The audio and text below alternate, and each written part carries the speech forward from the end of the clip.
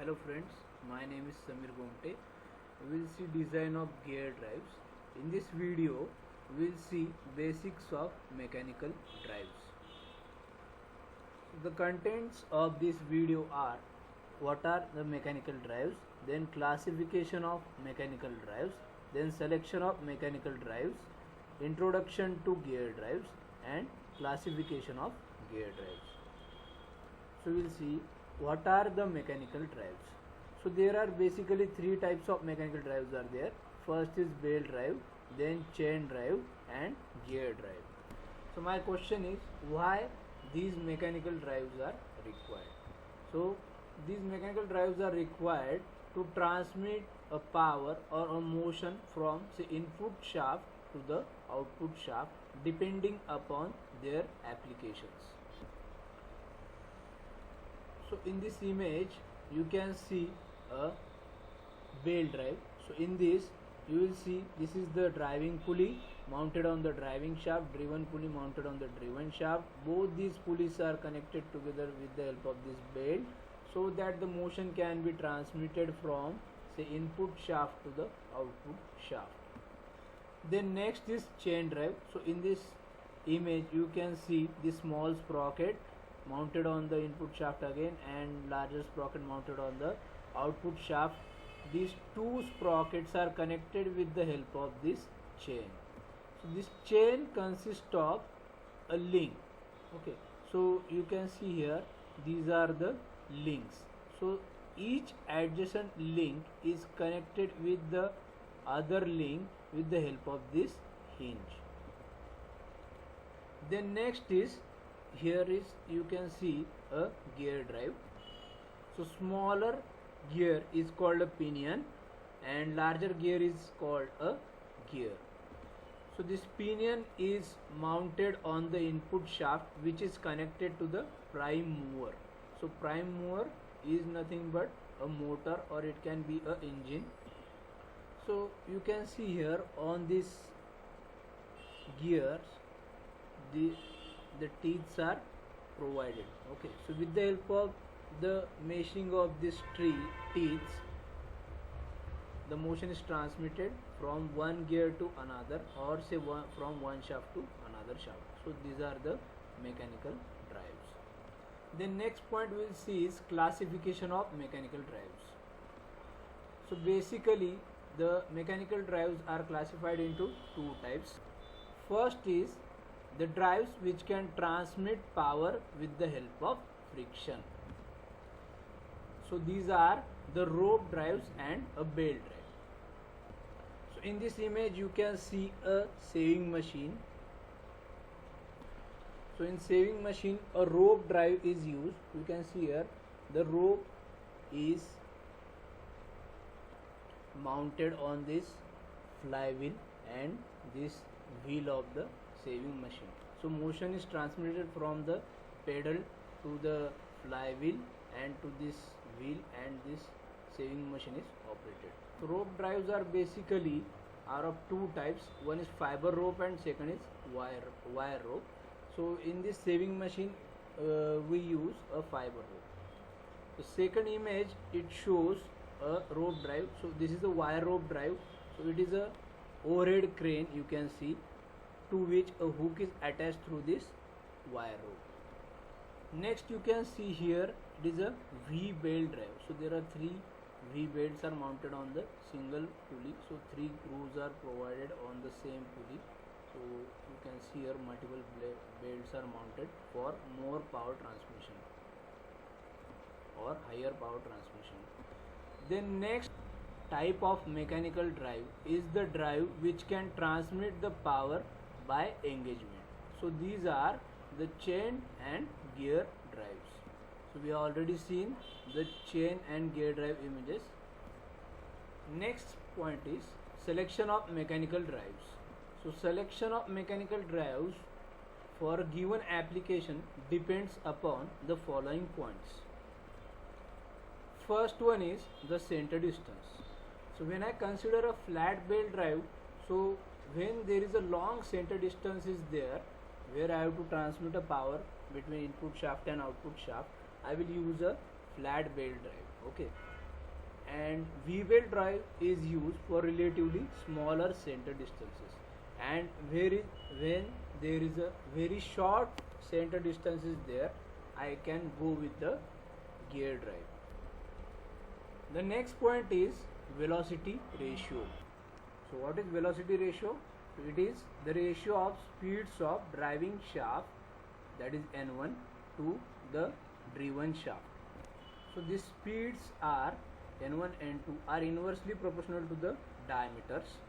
So what are these diameters? When I consider a belt drive, so it is the diameter of the pulley. When I consider a chain drive, it is the diameters of the sprocket, that is smaller sprocket and larger sprocket. And when I consider gear, it is a pitch circle diameter. So the velocity ratio is used to calculate the speed on the output shaft, provided I know the speed on the input shaft and diameters, that is smaller and larger diameter is known. So when I consider flat belt drive, so there is a more slip problem of the belt is there for the flat belt drive. So that's why I will not get the exact velocity ratio, or I will not get the constant velocity ratio in case of flat belt drive. Same is the case with the V-belt drive. In V-belt drive also I will not get the constant velocity ratio. So when I consider a chain drive, so due to the sprocket, the chain will move around the sprocket and it will produce a polygonal effect, and due to that polygonal effect, the velocity ratio I will get is not a constant velocity ratio. And when I will consider a gear drive, the gear drive only will give me the constant velocity ratio or exact velocity ratio I want. The next selection parameter is shifting mechanism. So in case of flat belt drive, to change the speed of the drive, I can shift the belt from one pulley to another pulley while the mechanism is in running condition. So this shifting mechanism you might have seen in the lathes in your workshop. Also in the gear drives, you can change the speed of gears. Sorry, you can change the speed by shifting the gears. So you might have seen this in the automobile gearbox. So you can change the speed with the help of gears by shifting the gears. But in case of V-belts and chain drive, we cannot use this shifting mechanism, as it is not possible to shift the V-belt and chain from, say, one pulley to another pulley for the V-belt and from one sprocket to another sprocket for chain drive. So the shifting mechanism is possible only for flat belt drive and gear drive. Next point or selection parameter is maintenance. So flat belt or belt drive maintenance is very simple. So it requires only adjustment of the center distance between the two shafts. While the maintenance of chain drive and gear drive, you need to provide timely lubrication to the chain drive and gear drive. Then next selection parameter is the cost. Okay, the flat belt drive is the cheapest mechanical drive. Then V-belt drive is slightly costlier than the flat belt drive. Then the chain drive is costlier than the flat belt drive and V-belt drive, and the gear drive is the costliest mechanical drive. So here we have seen the selection parameters of mechanical drives. Based on their given applications, you can use different mechanical drives. Next point is introduction to gear drives. So we'll see the definition of gears. So gears are defined as toothed wheels which transmit power from one shaft to another shaft by successive engagement of teeth. So to transmit the power from one shaft to another shaft, it is necessary to engage the adjacent teeth of the engaged gears. Then what are the advantages of the gear drives? So first advantage is it is a positive drive. So what is positive drive? It do not have any slippage. So that's why it is called a positive drive. The next point is velocity ratio is constant. We have already seen that the velocity ratio, we can obtain exact velocity ratio in case of gear drive as compared to other mechanical drives.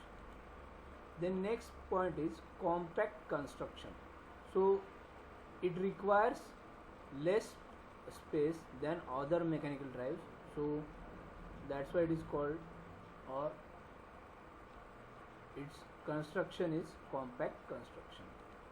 The next point is it can transmit a larger power. Okay. The next point is it can transmit low velocity. So for low velocity application also, so it is very useful. The next point is efficiency of the gear drive is very high. So for spur gear, it gives up to 99% efficiency is there. And the last point is it can change velocity ratio over the wide range. So you can you might have seen this in the automobile gearbox. So here we have completed introduction to gear drives. Now we'll move to next point, that is classification of gears. So the gears are mainly classified into 4 parts. First one is spur gear. So here in this diagram you can see the spur gears. So in the spur gears, the teeth are cut parallel to the axis of the shaft. So here, say this is the axis of, say, pinion, and this is the axis of, say, gear. So the teeth of the gear are parallel to this axis of the shaft.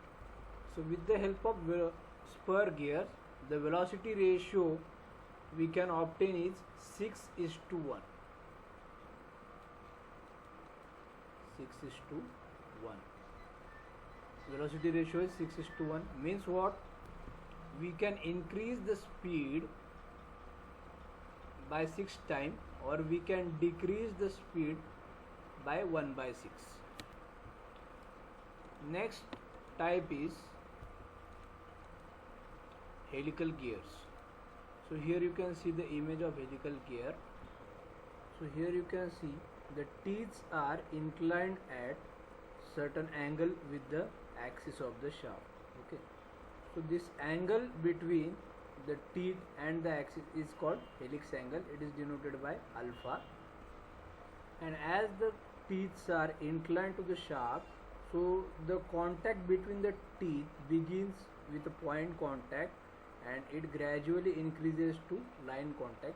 So for high speed applications, it will not produce noise. So smooth teeth engagement is there in case of helical gears. Whereas in spur gears, you will, if you use it for higher speeds, it will produce noise. So the velocity ratio that can be obtained with the help of helical gears is 10:1. So we can increase the speed 10 times, or we can decrease the speed by 1/10. So next gear is bevel gear. So here you can see the image of this bevel gear. So this bevel gear, if you observe here, it is made from the frustrum of a cone. The frustrum of a cone, you know. So you might have studied frustrum of a cone in engineering drawing and machine drawing.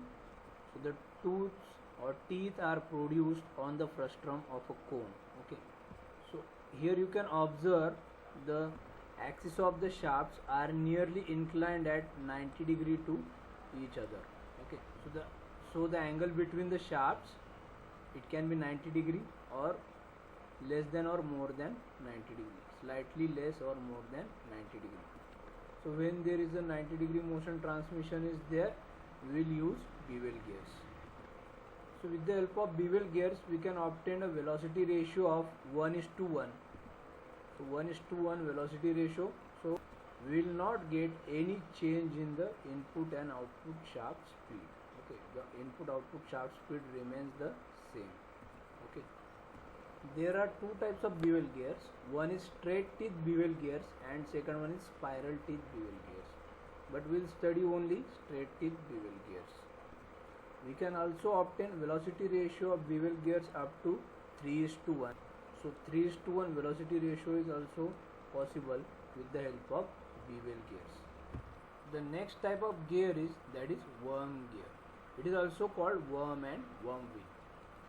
So you can see in this image, this horizontal this is the worm and this wheel is nothing but the worm wheel. So you can see here the axis of the shafts are at right angle. One is parallel to this page. The axis of the worm is parallel to this page and the axis of the wheel is perpendicular to the page. Okay, but both the axes are non-intersecting. So with the help of worm gear we can obtain a velocity ratio of 60:1. So velocity ratio is 60:1 can be obtained, or it can increase. The velocity ratio can be increased up to 100:1. So it can increase up to 100:1. So when there is a high speed reduction is required, we will use worm gears. So here we have seen the classification of gears. With this we'll stop here. In the next video we'll see the gear terminology, then design consideration of gears and types of gear tooth failures. So if you have any queries you can comment it in the comment box below, and please subscribe my channel by clicking on the subscribe button